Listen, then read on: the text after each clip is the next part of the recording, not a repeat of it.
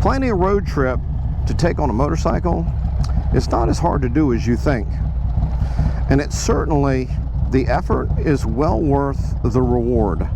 Let's talk about the steps that I take to plan trips. What's up? Jim here. Welcome back to J Street Moto. Welcome to the channel if it's your first time. I know that if you've never taken a road trip before on a motorcycle, the concept of planning it can be a little overwhelming because there's so much you got to think about, from how you pack to how you're going to manage it. What are you going to do if something happens? But the planning of the trip itself is really not that difficult. There's just a few simple questions you got to ask yourself. Give yourself honest answers to those questions, and then you can plan your trip out, and I promise you, you're going to have a good time. No matter what the weather does, no matter what changes you might have to make to your trip because of things unforeseen, you will have a good time. When you talk about this, I'll break it up into a couple of categories. Category 1, you have to plan your route. Category 2, you have to think about how you are going to manage each day on the road. And that's pretty much it, guys. You have to answer a few questions, and once you answer those questions, the trip kind of plans itself for you. First question you got to answer, and really it's kind of two questions in one. First question that you have to answer is, what do you want to do on the trip? And how many days do you have to do it? And when I say days do you have to do it, that's days to complete it. That's how many days do you have from the time you leave your driveway until the time you pull back into your driveway at home. How many days do you have? What I mean by, what do you want to accomplish? Some trips are destination trips, i.e., I want to ride to Sturgis and spend 5 days there riding around and exploring, and then ride back home. Some trips are, I want to go from here to there and back. From North Carolina to California and back. That's a different kind of trip. And the third kind of trip is, I'm going to go do a big loop that's going to take me 4, 5, 6 days. And these are the things I want to see along that loop. So those are kind of the three types of trips, the three what you want to do on the trip. What do you want to accomplish with the trip? Those are the three ways, at least that I can think of. If you can think of some others, hell, drop them down in the comments. But those are the three. I think all the trips that I can imagine fall into one of those three categories. And the second thing you got to think about, like I mentioned, is how many days do you have to do it? It becomes a factor later when we're talking about the next step in planning the trip. The next step in planning the trip is, and this is one you really, I can't stress this enough, guys, this is one you really need to be honest about. And if your answer honestly is, I don't know, then you need to do some experimentation to figure it out, because you need to know this answer. The next question that you need to answer honestly is, how many miles do I want to be on the bike in a day? Or thought of a different way, how many hours do I want to spend in the saddle? Both of those, either time or distance, both of those factor into planning the trip. You need to understand how many miles you're wanting to spend on the bike. Third question, do I prefer to be on interstates or do I prefer to be on back roads? And this is one of those questions that can change from day to day. I know when we take our trips, we might have day one planned as, we're going to get there as fast as we can. We're going to get to our end point as fast as we can, because we're riding through areas we always ride through anyway. There's no reason for us not to blow through it as fast as we can. At some point along that trip, there'll be a couple of days where it's, hey, this next day, we're staying off the interstates altogether. We're going to go on back roads. We want to do some 2-lane highway stuff because it's more enjoyable. So you got to understand that, and understand that maybe it flip-flops day after day, depending. There are some days, I'll give you an example.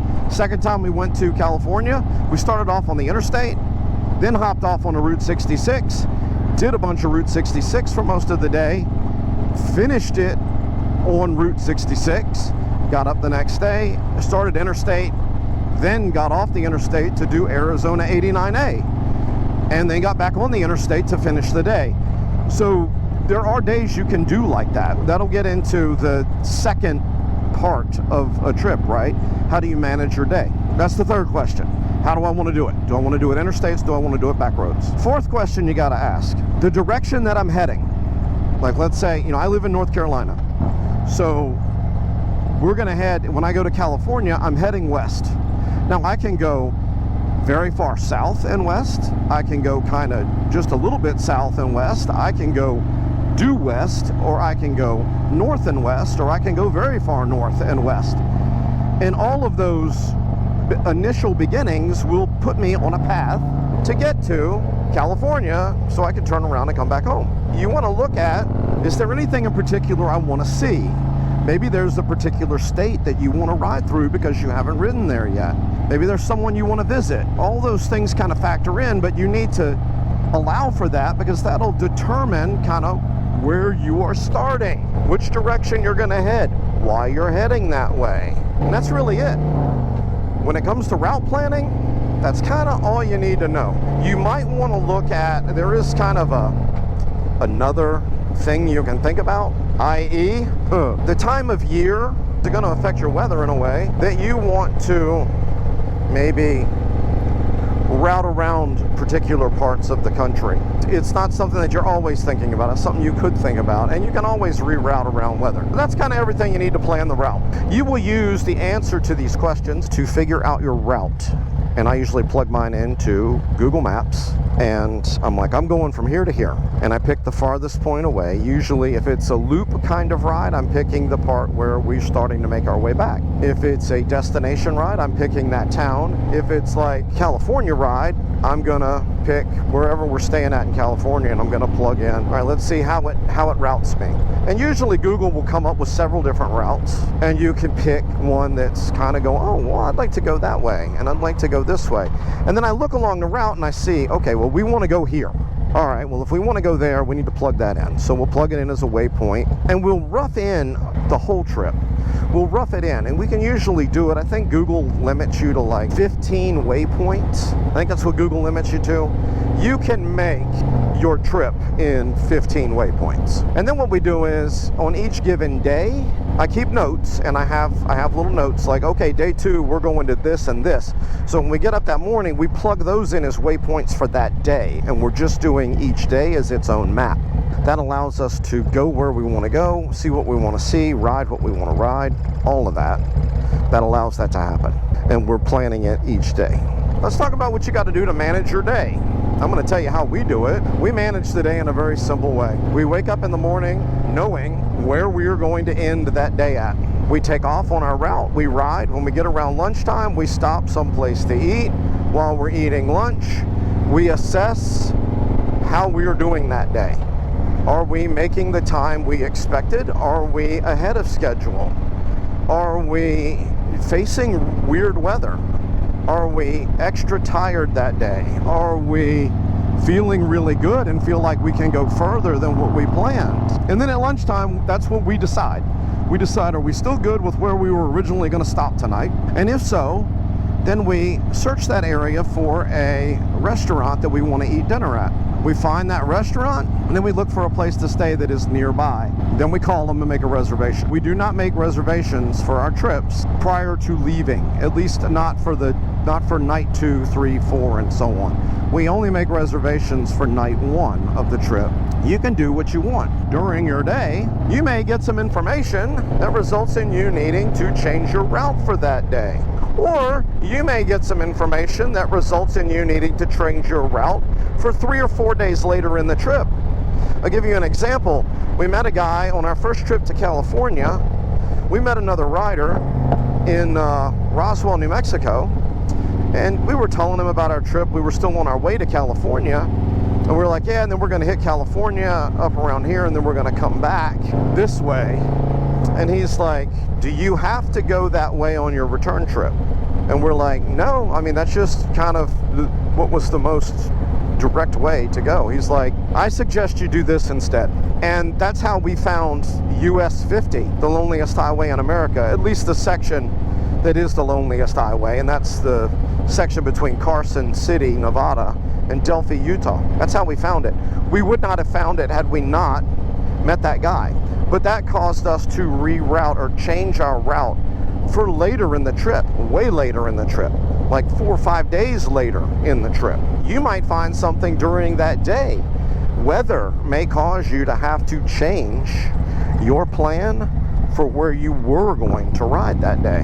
You may have to deviate one way or another to avoid a massive storm or massive winds. Also, do not discount the concept or the idea of we might have to stop early. We might have to throw in the towel on this day and stay where we're at and not make it to where we were planning and shuffle stuff around, because we can't go through that. We can't get where we need to go. Sometimes you have to make that decision, make that mature decision, quite honestly. Sometimes you got to do it, and it sucks. I've had times where we had to trailer our bikes for a half a day because it wasn't safe to ride, and we couldn't stay where we were at. We would have stayed where we were, but there was no place to stay. There was basically a gas station and a mill that had been shut down. There was nothing else there. So we had to get our bikes towed somewhere.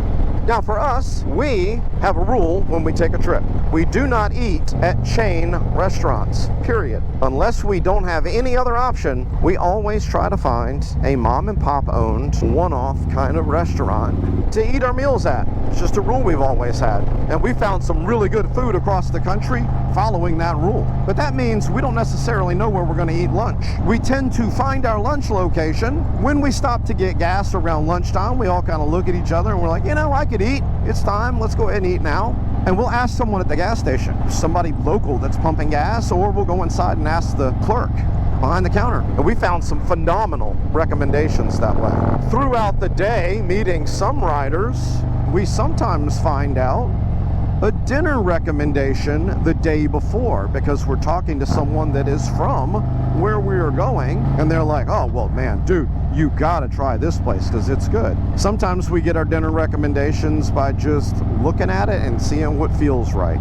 Sometimes we get it off of stuff like The Ride with Norman Reedus. I watched that show, and during that show there was a place along the Everglades that he went to eat.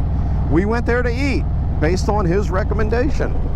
So, you know, we get recommendations. I get recommendations from other YouTube channels to try them. But that's managing your day. Managing your day is understanding that you're going to have to be flexible. You're going to have to be adaptable, and you're going to have to do what's best for you and the group if you're riding with more than one person. Hopefully, you guys get out there and take trips if you don't do it currently. Just plan a long weekend. You don't have to go, 6,000 miles over 2 weeks. Plan a long weekend.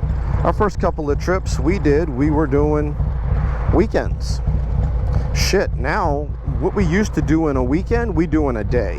It's easy to do, guys. It really is. It's easy to do. I hope you guys get out there and enjoy your bikes. I really do. I hope I see you out there sometime. If I do, walk up and say hi. Be cool to meet y'all. Really would. If you have any questions, please drop it in the comments or send me an email if it's a longer question at jstreetmoto22@gmail.com. That's JSTMOTO22@gmail.com. I respond to everything, and I respond to everything personally. Thanks again for watching. Do me a favor, like, subscribe, click the notification bell, share it with your friends. All that stuff is absolutely free to you, and it does help the channel. Always ride safe. Yeah, ready? 1, 2, 3, shoot. Ah. Asshole. Really? Yeah. Peace out, bitches!